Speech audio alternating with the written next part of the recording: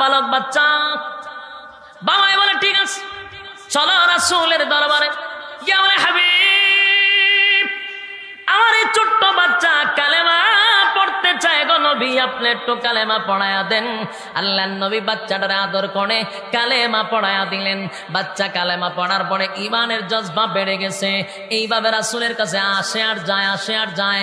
একদিন আল্লাহর নবী তারে হাতায় আর বলেন, এরে তালহা, কি ব্যাপার, আমারে মহব্বত করসনি? ওই হুজুর, আপনারে মহব্বত করি, কতটুক করস, আপনার জন্য জীবন দিতে প্রস্তুত। সুবহানাল্লাহ। নবী ছোট বাচ্চার সঙ্গে ডং করতেছে। এবার রাসূল বলেন, তুই কি আমার অন্তর থেকে ভালোবাসস? বলে হুজুর, আপনার জন্য জীবন দিতে প্রস্তুত।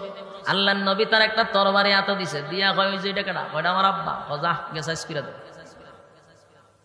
যেই মাত্র নবী কথা বলছে, বাচ্চাটা তরবারিটা হাতে লইয়া নিজের বাবার দিকে দৌড়াইয়া গেছে। বাবা দেখছে, কি রে ঘটনা কি? আমার ভূতের দিক লক্ষণ বালা না, হেতে আর জায়গা বেরছে, উঠে দৌড় মারছে। কারণ যেইভাবে আইতাছে যদি মাইরা দেয়, বাবা উঠে দৌড় মারছে।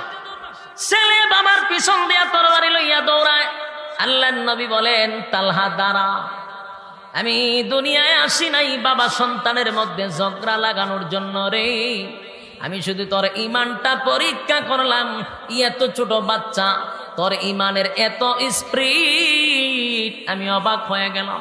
রাসূল তারে জড়ায়া দইরা চুমু দেয়, আদর করে আর বলে, তালহা রে, তুই আমারে অনেক ভালোবাসিস। সুবহানাল্লাহ। দিন যায় রাত যায়, প্রতিদিন বাবার সঙ্গে মসজিদে নববীর মধ্যে আসে। বাবা যখন নামাজ পড়তে আসে, বাচ্চাটাও বাবার সঙ্গে নামাজ পড়তে আসে। হঠাৎ করিয়া একদিন গভীর রাত্রে সন্তানটার প্রচন্ড জ্বর উঠছে, অসুস্থ হয়ে গেছে। এত অসুস্থ হয়েছে যেন জ্বরে কাতরানো শুরু করছে। মার বাবা দুজনের ঘুম নাই, একটা মাত্র সন্তান, এত প্রচন্ড জ্বর। সন্তানটা অসুস্থ হইয়া মার কাছে গিয়া বলে, মা গো, আমার দিলে সাক্ষী দে গো মা, পৃথিবীর জমিনে আর বেশিক্ষণ বাঁচবো না গো মা। আমার মনে হয় আমি আর এই জমিনে বেশিক্ষণ টিকব না। এই মা গো, একটা নসিহত আমি করে যাই। মা সন্তানের দিকে তাকাইয়া চোখের পানিগুলো ছেড়ে দিয়া কান্দে আর বলে, বাবারে, একটা মাত্র সন্তান, এমন কি কথা বললি, বেশি দিন বাঁচবি না মানে? বলে, মা গো, আমার দিলে সাক্ষী দেয় আমি আর জমিনে থাকবো না। তুমি একটা নসিহত করে যাই গো মা, আমি যদি আজকে রাত্রি মারা যাই, আমি যদি আজকে মারা যাই গো মা, আমার মরণের খবর আমার রাসূলের কাছে জানাইবা না। রাত্রের বেলায় আমারে গোসল করাইয়া জানাজা পড়াইয়া দাফন কাফন করে দিবা। আমার এই মৃত্যুর খবর যেন আমার রাসূল না শুনতে পারে। মার বাপ দুজনের সহ্য হয়ে গেল। এই ছোট্ট সন্তান তো নবীর জন্য জীবন দিতে প্রস্তুত, কিন্তু আশ্চর্যের বিষয় হলো, নসিহত তো ভিন্ন ধরনের নসিহত। নসিহত করে যায়, আমি যদি রাত্রের বেলায় মারা যাই, আমার নবীরে খবর দিবা না। বাবা তার মাথায় হাত দিয়া বলে, বাবা রে, আমি জানি আমার নবীরে তুই আমার চেয়ে বেশি ভালোবাসস। এত মহব্বত আর এত ভালোবাসা লইয়া কেমনে রে বাবা এমন নসিহতটা করলি? তোর কি আমার নবীর জন্য মায়া হয় না? ছোট বাচ্চা কি জবাব দিছে, এ যুবক ভাই,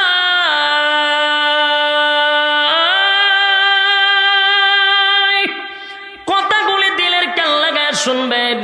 ছোট্ট নাবালক বাচ্চা উত্তর দিছে, বাবা গো, আমি আমার নবীরে কলিজাটা দিয়া ভালোবাসি।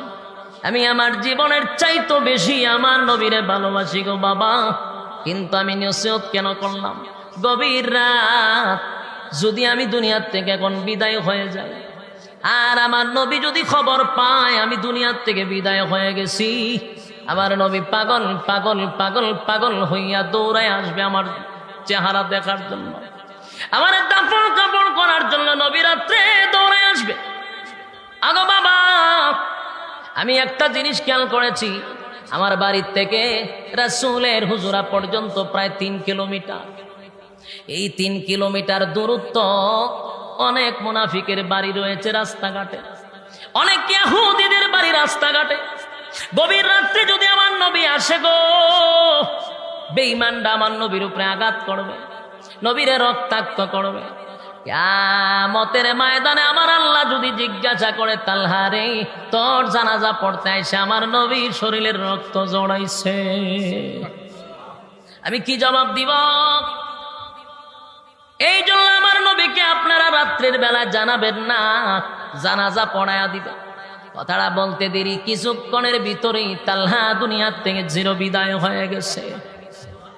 আমার যুবক ভাই, মুরব্বীরা দিলের কান লাগায় শোনেন, ঈমান কারে কয় গো?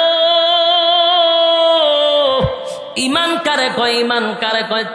নাবালক বাচ্চার ঈমানের পাওয়ার।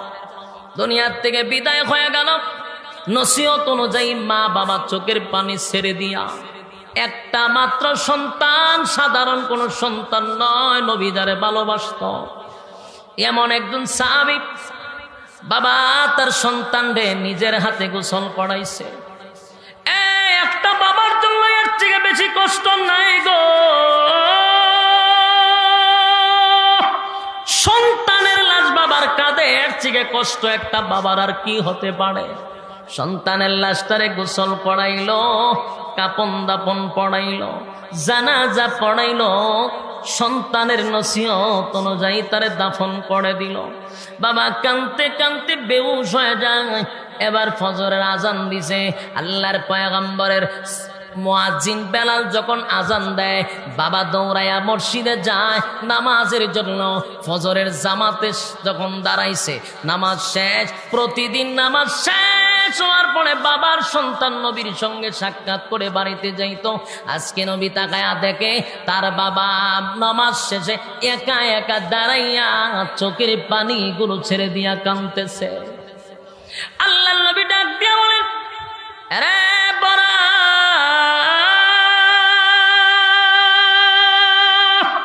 প্রতিদিন নামাজ শেষ করিয়া আমার তালহারে লইয়া আমার সামনে আসতাম, আজকে দি একা একা চোখের পানিগুলো ছেড়ে দিয়া কান্দ, ঘটনা কি? আমার তালহা কোথায়? যেই মাত্র তালহার কথা বলছে, বাবা হাউ মাউ করে কান্না শুরু করে দিছে। আল্লাহর নবী বলেন, বল আমার তালহা কোথায়? এবার কান্দে আর বলে, হাবিব, আমার তালহা এই দুনিয়ার জমিনে নাই গো। আমার তালহা চিরদিনের জন্য পৃথিবী ছেড়ে চলে গেছে।